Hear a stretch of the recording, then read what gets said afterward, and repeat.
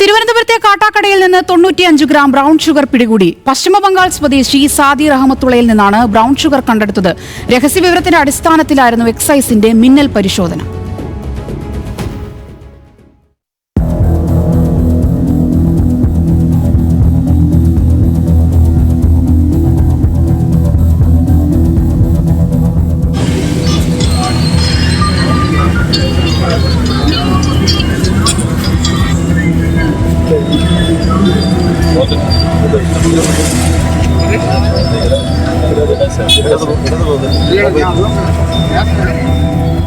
Kattakada excise സംഘത്തിന് ലഭിച്ച രഹസ്യവിവരത്തിന്റെ അടിസ്ഥാനത്തിലായിരുന്നു പരിശോധന.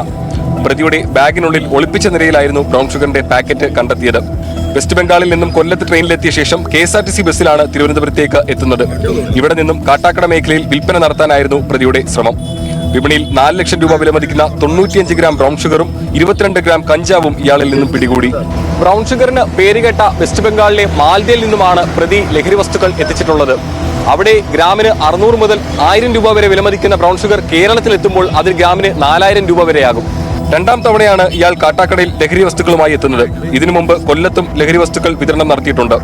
കാട്ടാക്കട കേന്ദ്രീകരിച്ച് വലിയ തോതിൽ ലഹരി വസ്തുക്കൾ വിൽപ്പന നടക്കുന്നതായി എക്സൈസ് ഉദ്യോഗസ്ഥർ പറയുന്നു. അദ്ദേഹത്തിന്റെ കൈവശത്ത് നിന്നും 95.912 ഗ്രാം ബ്രൗൺ ഷുഗറും കൂടാതെ 22 ഗ്രാം കഞ്ചാവും പിടികൂടിയിട്ടുണ്ട്. അദ്ദേഹം വെസ്റ്റ് ബംഗാൾ സ്വദേശിയാണ്. ഇവിടെ ആർക്കോ കൊടുക്കാൻ വേണ്ടിയിട്ടാണ് വന്നത്. അതിന്റെ അന്വേഷണം ഞങ്ങൾ ഇനി തുടർന്ന് അന്വേഷിക്കുന്നുണ്ട്. എമൗണ്ട് അദ്ദേഹം വാങ്ങിക്കുന്നത് അവിടെ നിന്ന് 800 രൂപയ്ക്കാണെന്നാണ് പറയുന്നത്. ഇവിടെ പക്ഷെ 1 ഗ്രാമിന് 800 രൂപ എന്നാണ് കണക്കിനാണ് അദ്ദേഹം വാങ്ങിക്കുന്നത്. ഇവിടെ 4000 രൂപയ്ക്കാണ് അദ്ദേഹം കൊടുക്കുന്നതെന്ന് പറയപ്പെടുന്നു. ആർക്കു വേണ്ടിയാണ് ലഹരി വസ്തുക്കൾ എത്തിച്ചതെന്നും വിൽപ്പനയിൽ മറ്റാർക്കെങ്കിലും പങ്കുണ്ടോ എന്നും അന്വേഷണം നടക്കുന്നുണ്ട്. വൈകുന്നേരത്തോടെ കോടതിയിൽ ഹാജരാക്കിയ പ്രതിയെ റിമാൻഡ് ചെയ്തു. ന്യൂസ് മലയാളം, തിരുവനന്തപുരം.